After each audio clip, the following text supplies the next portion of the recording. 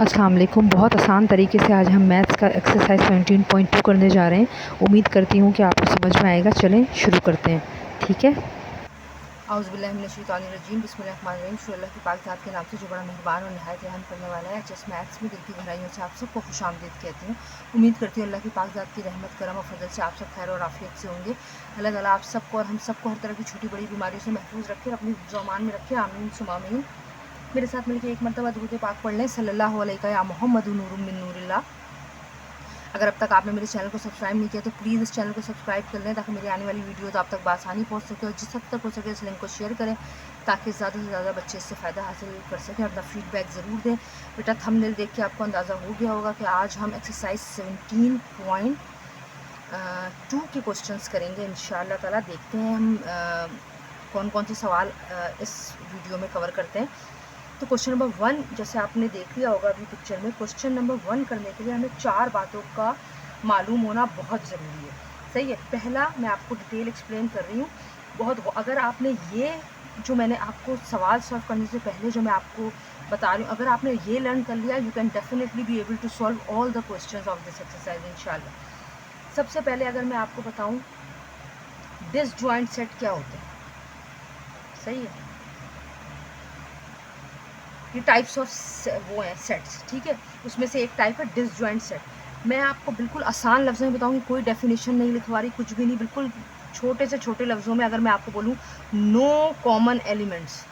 Elements या member जो हैं एक ही बात होती है, नो कॉमन एलिमेंट्स। सपोज करें कि ए हैज़ 3 मेंबर्स और एलिमेंट विच इज़ 1 2 3, सही है, और B has 4 5 6। C, A has 1 2 3, B has 4 5 6. No common elements in both the set. 1 2 3 इसमें है, इसमें नहीं है, 4 5 6 इसमें है, इसमें नहीं है, कुछ भी सेम नहीं होगा। तो आप कह सकते हैं A and B are disjoint set. A and B are disjoint set. ठीक है। अगर मैं आपको बोलूँ what overlapping set is, how can you identify? बेटे just remember one thing, at least one common member, at least, not all, not all, remember one thing, not all। अगर वो सारे एक दूसरे में मौजूद होंगे तो वो तो सबसेट हो जाएगा, लेकिन कुछ में से कम एक जो है वो मिलना चाहिए। तो आप यहाँ लिख सकते हैं at least one common element. आप एलिमेंट कह लें या आप मेंबर कह लें, द बोथ आर सेम।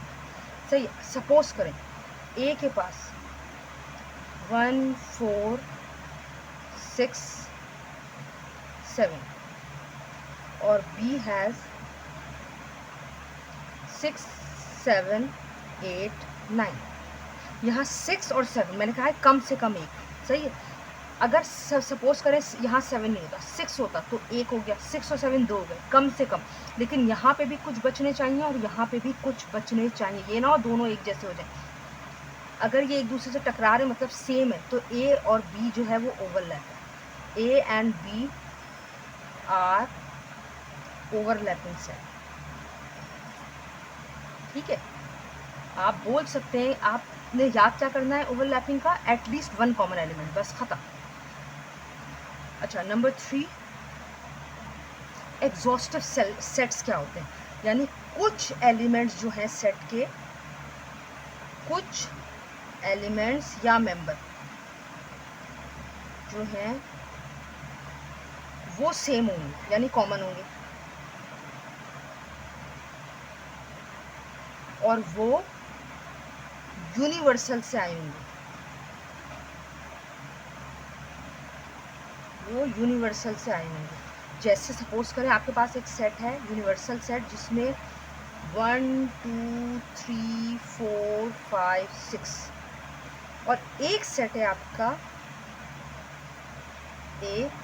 ए में है 1 2 3 4, और बी है आपके पास 4 5 6।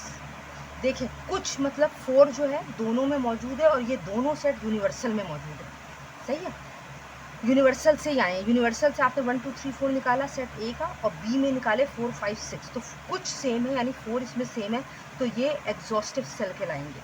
सही है, A and B are exhaustive set. A and B are exhaustive sets. ठीक है, now the fourth one is cells. ठीक है, अब आपको ये मालूम करना है सेल्स और एग्जॉस्टिव सेट में माइनर सा डिफरेंस है, वो आपको बहुत डीप समझने की ज़रूरत है, बहुत ध्यान लगा के समझने की ज़रूरत है। वो क्या कि कोई एलिमेंट यहाँ जो है कुछ सेम होंगे, सही है, कुछ एलिमेंट सेम हो सकते हैं, कम से कम 1 या 2 या 3, लेकिन इसमें कोई एलिमेंट भी सेम नहीं होगा। सेल्स वो होते हैं जिसमें कोई एलिमेंट भी सेम नहीं होगा, और वो यूनिवर्सल से आए होंगे।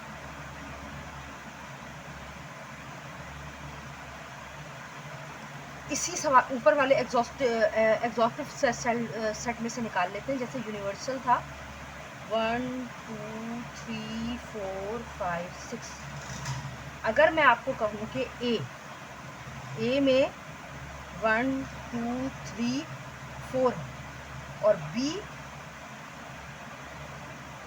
4 5 और 6, सॉरी 5 और 6 है, मैंने 4 लिख दिया, शिट, इसको काट दें, 4 को काट दें। ठीक है, सॉरी 5 और 6 है, कुछ भी सेम नहीं है, लेकिन दोनों यूनिवर्सल से आए। कुछ भी सेम नहीं होगा, सेल्स हैं, कुछ सेम होंगे, एग्जॉस्टिव सेट है। ठीक है, ये आपको डिफरेंस पता चल गया। अब हम जल्दी से चलते हैं क्वेश्चन नंबर 1 की तरफ, 17.2। चलें बेटा, क्वेश्चन नंबर 1 है, बिस्मिल्लाहिर्रहमानिर्रहीम, which of the following sets are disjoint, overlapping, exhaustive and cell. अगर मैंने अभी आपको ये 4 बात मैं यहाँ सामने करती जाती और बताती जाती तो हो सकता है आपको मुश्किल होगी, इसीलिए मैंने डिटेल में पहले बता दिया, ताकि अगर आप वो याद कर लेंगे बेटा तो definitely you will be able to solve this type of question. देखें, यहाँ 2 सेट है, नाम नहीं दिया हुआ ए बी, कुछ भी हमें ज़रूरत भी नहीं है, हमें सिर्फ आइडेंटिफाई करने है कि ये डिसजॉइंट है, ओवरलैपिंग है, एग्जॉस्टिव है या सेल है। अगर मैं बोलूँ 1 2 3 5 7 4 6 8 9 10, 2 सेट हैं, कुछ भी सेम नहीं है और कहीं यूनिवर्सल भी नहीं है, कुछ भी सेम नहीं है, ऑब्वियसली ये डिसजॉइंट है। सही, नाउ सेकंड देखें, 1 2 3 6 1 2 4 8, कहीं यूनिवर्सल नहीं है, दो सेट है, कुछ जो है आपस में टकरा रहे हैं क्योंकि सेम है, 1 इसमें है, 2 इसमें है, इसमें है। सही है, कुछ का टकराना ज़रूरी है और दोनों में ही कुछ का बचना भी ज़रूरी है, तो ये आप आंख बंद करके ओवरलैपिंग सेट है, ओवरलैपिंग सेट लिख दें या ओवरलैपिंग लिख दें, कोई फर्क नहीं पड़ता, डिसजॉइंट सेट लिख दें, चलें overlapping set. E and O when universal is equal to Z, U denotes universal set। ये ना भी लिख के दें तो E कौन है, E है इवन नंबर। हमें पता है इवन नंबर क्या होते हैं, इवन नंबर जो हैं वो 2 4 6 8 होते हैं, सही। और ऑड नंबर क्या होते हैं, ऑड नंबर 1 3 5 7 9 होते हैं। इवन एंड ऑड दोनों बिल्कुल अलग हैं, सवाल ही पैदा नहीं होता कि ये दोनों एक दूसरे में आ जाए, क्योंकि जो इवन होगा वो ऑड नहीं होगा, जो ऑड है वो इवन नहीं हो सकता, और दोनों यूनिवर्सल से आए। मैंने आपको अभी बताया ये कौन होगा कि कोई भी एलिमेंट सेम नहीं होगा और वो यूनिवर्सल से आए होंगे, तो ऑब्वियसली वो सेल्स हैं। ठीक है, N and W, next part, N natural and W whole. Natural stand for N stand for natural, and natural starts from 1, whole starts from 0, सही है। लेकिन और दोनों आए हैं यूनिवर्सल से, इसको छोड़ दें, जस्ट आपको डराने के लिए, सही है। x बड़ा है और बराबर है 0 से, यानी 0 से ही आपने यूनिवर्सल शुरू करना है। तो देखें, होल में होता है 0 और नेचुरल होता है शुरू होता है 1 से, तो ये आया यूनिवर्सल, और यूनिवर्सल 0 से शुरू हो रहा है, यानी उसमें 0 के आगे के तमाम नंबर शामिल है, तो वो नेचुरल भी शामिल होगा और होल भी शामिल होगा।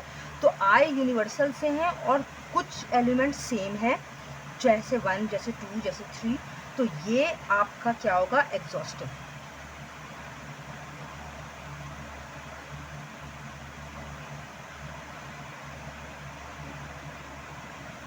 ठीक है। Q एंड Q डैश, यानी Q stand for, we all know, क्योंकि हम क्लास 5 से ही पढ़ते आ रहे हैं सेट्स। Q होता है रैशनल नंबर और ये होता है इर्रेशनल नंबर जो कभी भी सेम नहीं होते, सही है। और ये भी U से आए, और जब कभी भी सेम नहीं होंगे और U से आएंगे, पार्ट 3 में देख लें, कभी भी सेम नहीं होंगे और U से आएंगे तो ऑब्वियसली वो सेल कहलाता है।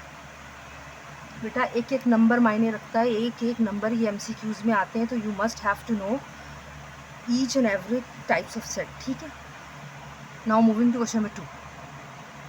क्वेश्चन नंबर 2 पे जाने से पहले मैं आपको बेसिक चीज़ें बता देती हूँ। आप प्लीज़ ये याद कर लेंगे तो आप पूरी एक्सरसाइज के तमाम सवाल कर लेंगे। सबसे पहले यूनियन। यूनियन में क्या होता है, हम एक तरतीब से लिखते हैं, तरतीब से दोनों सेट के एलिमेंट्स लिखते हैं, एलिमेंट्स लिखते हैं। सपोज करें A है 1 2 और B है 2 4। अगर आप A यूनियन B निकालेंगे 1 2 4, तरतीब से आपने लिख दिया, क्योंकि तरतीब क्या है, सबसे छोटा उससे बड़ा उससे बड़ा। अब देखिए 2 2 मरतबा है, 2 200 मरतबा हो, आपने एक दफ़ा आंसर में बताना है लिख के, ठीक है। अगर मैं दूसरा है इंटरसेक्शन, अच्छा यू ऐसे लिखते हैं, यूँ बिल्कुल सीधा, ये यूनिवर्सल भी लगता है, लेकिन यूनिवर्सल अगर आपसे सवाल में दिया जाएगा तो यूनिवर्सल का सेट बना के दिया जाता है और यूनियन आप मालूम करते हैं, ये फ़र्क है। इंटरसेक्शन, इंटरसेक्शन का साइन ये है, सही है। मैं इसी सवाल में से डायरेक्ट इंटरसेक्शन निकालती हूँ। इंटरसेक्शन में जो सेम होगा वो आंसर है, जो सेम होगा वो आंसर है। अगर कुछ सेम नहीं है, सेम नहीं है, तो आंसर जो है वो एम्प्टी सेट होगा। कैसे देख रहे हैं अभी, देखिए अगर मैं इसका देखूं, इसका डायरेक्ट आंसर लिखूं, A इंटरसेक्शन B, मैं डायरेक्ट आंसर लिख रही हूँ, अभी बता रही हूँ, आपको भी लिखने की जरूरत नहीं, आपको सिर्फ समझा रही हूँ, आपको अच्छी तरह याद करना है। अपने जर्नल में ज़रूर लिख लें कि बार बार आपको वीडियोस से हेल्प लेने की ज़रूरत ना पड़े, लेकिन जब आप एक्सरसाइज की प्रैक्टिस करें तो आपको क्लियर हो पॉइंट सारे। अगर मैं इन्हीं दोनों में से इंटरसेक्शन लूँ तो दोनों सेम है, 2 दोनों में सेम है, तो इंटरसेक्शन 2 आ गया। लेकिन सपोज करें अगर एक और एग्जाम्पल आपको दे देती हूँ, अगर समझें A आपके पास है 1 2 और B आपके पास है 3 4 और आपको इसका A इंटरसेक्शन B निकालना है। अब आप सोचेंगे कि भाई कुछ भी तो कॉमन नहीं, अगर कुछ भी कॉमन नहीं है तो एम्प्टी सेट लिख दें या फिर आप ये नल सेट बना दें, ठीक है। जब कॉमन ही नहीं है तो आप क्या आंसर लिखें, ठीक है, ये इससे ज़्यादा कोई पॉसिबिलिटी नहीं है। द थर्ड इज था यूनियन इंटरसेक्शन डिफरेंस।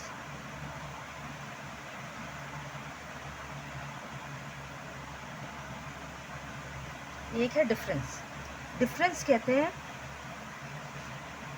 जो दोनों में सेम होगा वो डिफरेंस कहते हैं एक्चुअली माइनस को, ये होती है साइन डिफरेंस की, ठीक है।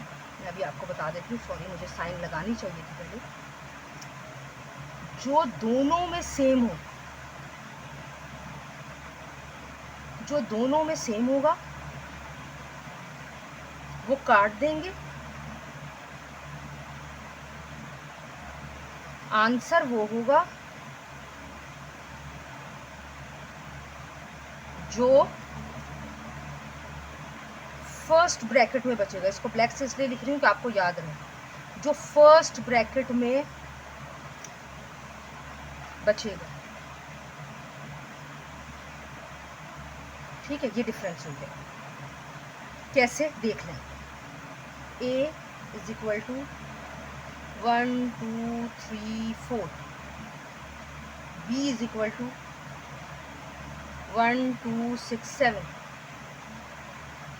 A इज माइनस B का आंसर क्या होगा, जो दोनों में सेम है। आप पहले इस तरह लिखते हैं, A पहले आपने लिखा 1 2 3 4 माइनस B कौन है 1 2 6 7, जो दोनों में सेम है 1 2, मैं पहले ब्रैकेट में कट लगाऊंगी। क्यों? क्योंकि माइनस या डिफरेंस कहता है कि आपको आंसर लाजमी फर्स्ट ब्रैकेट से निकालना है। आपको ये ख्याल रखना है, अगर उन्होंने पहले ए पूछा है तो आप ए का ब्रैकेट पहले लिखेंगे, फिर जो साइन है वो सेंटर में लगाएंगे, फिर दूसरे का ब्रैकेट लिखेंगे। तो पहले ब्रैकेट में बचा 3 4। सपोज करें अगर यहाँ कुछ भी नहीं बचता तो आंसर ऊपर की तरह एम्प्टी सेट आता। नहीं, अगर यहाँ पे सब कुछ कट जाता तो क्या लिखते हम? ऑब्वियसली कुछ भी नहीं बचता तो आप एम्प्टी सेट लिखते हैं। सही है। जैसे एक और पॉसिबिलिटी मैं आपको बता देती हूँ, ए माइनस बी। सपोज करें, मैं डायरेक्ट लिख रही हूँ, सिर्फ एग्जाम्पल है समझाने के लिए, इसलिए डायरेक्ट लिख रही हूँ। ए है 5 10 15 माइनस बी है 10 15 और 5, दोनों सेम है। सही है। 5 10 15 कर दिया, कुछ भी नहीं बचा है तो ए माइनस बी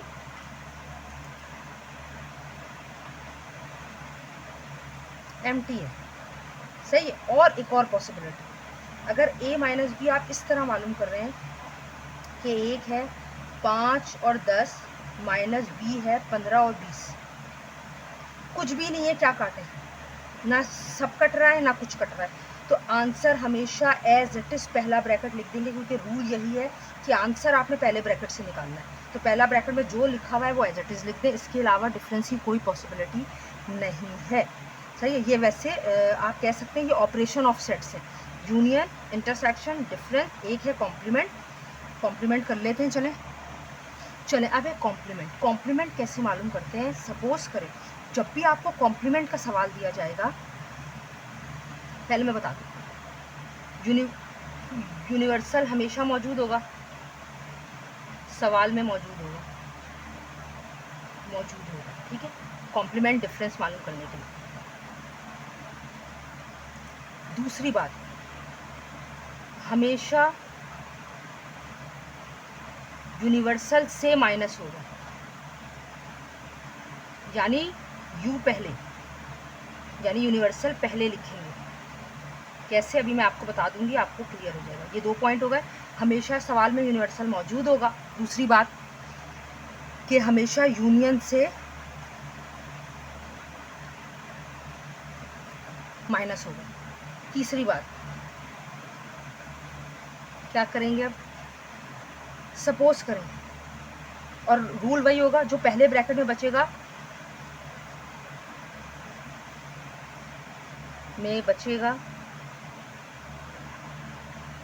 वो आंसर होगा।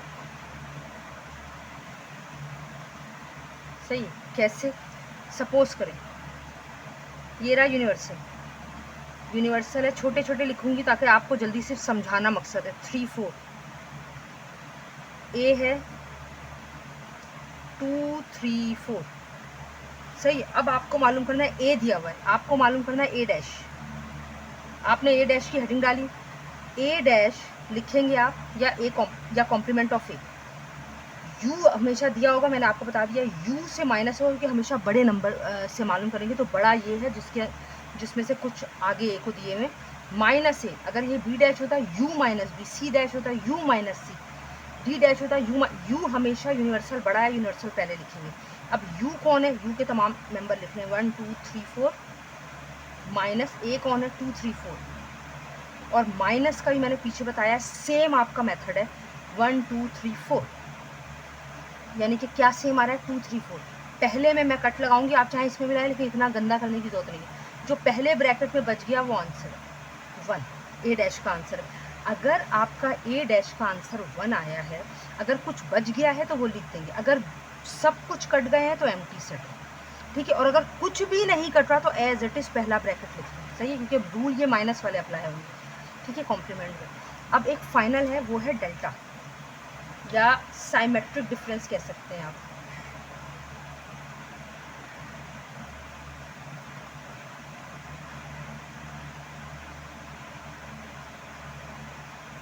साइमेट्रिक डिफरेंस जिसको आप डेल्टा कहते हैं, बिल्कुल इसका रूल यही है कि इसमें माइनस की तरह हम सवाल करेंगे।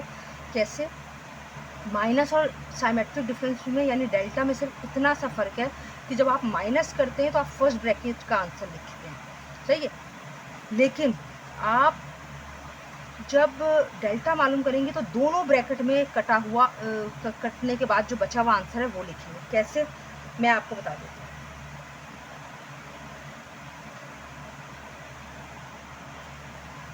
सपोज करें आपके पास दो सेट है, सही है।